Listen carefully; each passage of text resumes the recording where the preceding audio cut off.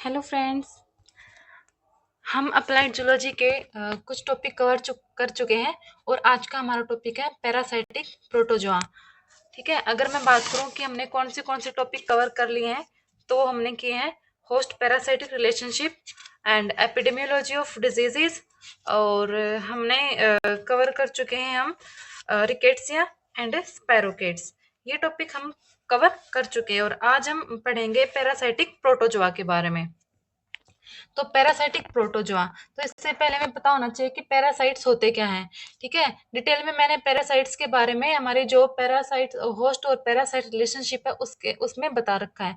यहाँ पर बस हम ब्रीफली के बारे में स्टडी करेंगे।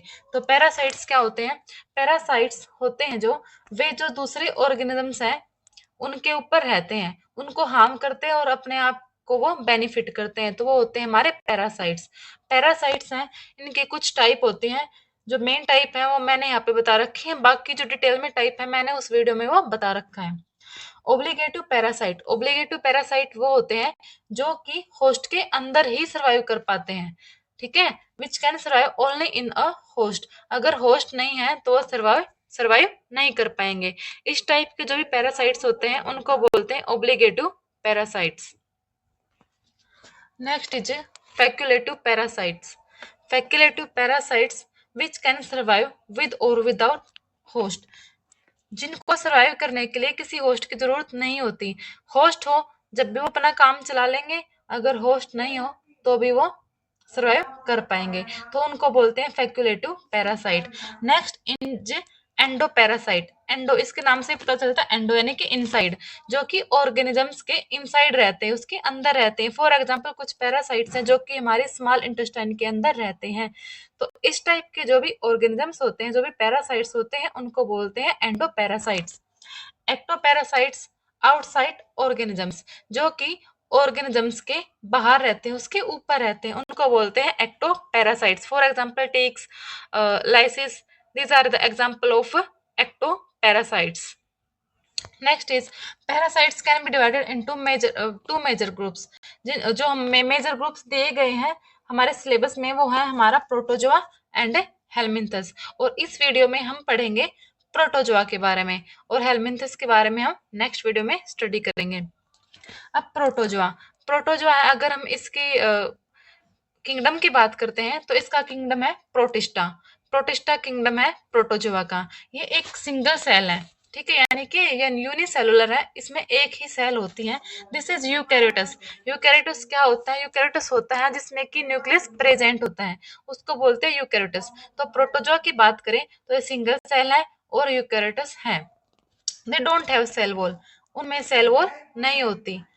हेट्रोट्रोप्स यानी कि वो हेट्रोट्रोपिक्स होते हैं, वो अपना जो फूड है वो खुद प्रिपेयर नहीं करते, बट वो डिपेंड करते हैं किसी होस्ट के ऊपर, तो ये हेट्रोट्रोप्स भी हैं। They can form double membrane और cyst to become more resist. ये क्या करते हैं? जैसा कि यहाँ पे बताया गया है कि इनमें सेल वॉल नहीं होती, तो अपने आप को रजिस्ट करने के लिए ये अपने डबल मेम्ब्रेन फॉर्म कर लेते हैं। Depending on the type of cell they can reproduce both sexually and asexually.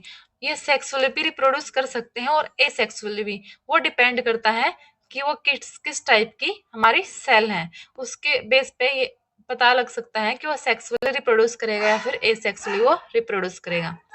Next is during the life cycle of each parasites it goes through two medically important stages. अपनी life cycle में जो parasites हैं उसकी दो important medically stages हैं। First is infective stage and second is diagnostic stage. Infective stage कौन सी होती है फ्रेंड्स? इन्फेक्टिव स्टेज वो होती है जहां पर कोई पैरासाइट्स होस्ट के अंदर इन्वेड करता है, यानी कि होस्ट के अंदर वो एंटर करता है एंड कॉजेज इन्फेक्शन, और इन्फेक्शन करता है, उसको बोलते हैं इन्फेक्टिव स्टेज, यानी कि जहां पर पैरासाइट इन्फेक्शन करना स्टार्ट कर देता है। Next is diagnostic stage. Diagnostic stage वो होती है जहां पर जो डॉक्टर है या फिर हम हैं ये डायग्नोस कर सकते हैं, रियलाइज हो जाता है कि हमें कुछ इन्फेक्शन हुआ है, तो उस स्टेज को बोलते हैं हम डायग्नोस्टिक स्टेज, और उसी स्टेज के बेसिस पे जो डॉक्टर हैं वो उसको डायग्नोस्टिक कर पाएंगे कि किस टाइप की बीमारी है या फिर कौन सा पैरासाइट के कारण ये बीमारी classification of a protozoa. On the basis of movement, they can be classified into 4 types. उनके मूवमेंट के बेस पे प्रोटोजोआ को 4 टाइप में डिवाइड किया जा सकता है. First is ciliates, next is amoebas, next is flagellates and fourth is apicomplexans, यानी उसका अदर नेम है स्पोरोजोआ. तो ये 4 टाइप में उसको डिवाइड किया जा सकता है. सिलिएट्स क्या होते हैं? Large group of protozoa. Largest group है प्रोटोजोआ का तो वो है ciliates. Move via hair like projection called cilia. ये मूव कर पाता है, इनके ऊपर हेयर लाइक प्रोजेक्शन होते हैं जिनको बोलते हैं सीलिया.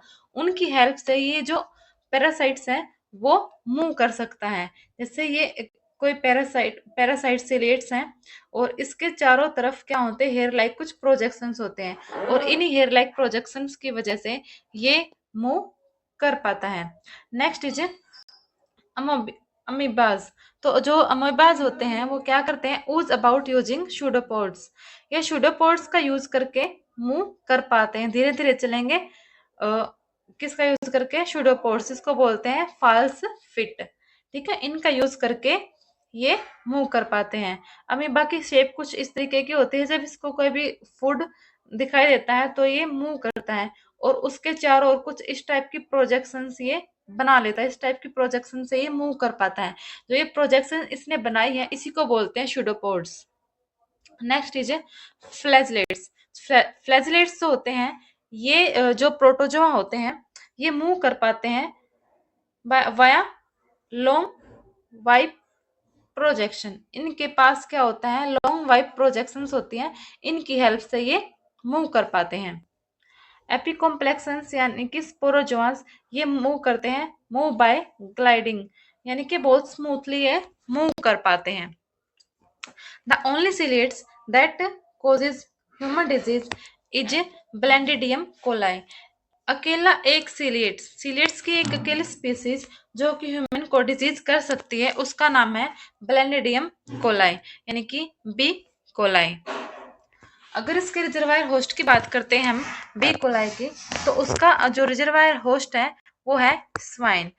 होस्ट की जो टाइप है, जितनी भी टाइप होती है जैसे रिजर्वायर होस्ट और जो टाइप्स होती हैं वो मैंने बताया हुआ है होस्ट पैरासाइट रिलेशनशिप वाली वीडियो में. वहां पर आप और डिटेल में होस्ट के बारे में पढ़ सकते हैं. यहाँ पर जो रिजर्वायर होस्ट है वो कौन है? स्वाइन है. Acquired by human via faecal oral route and in fact small and large intestine.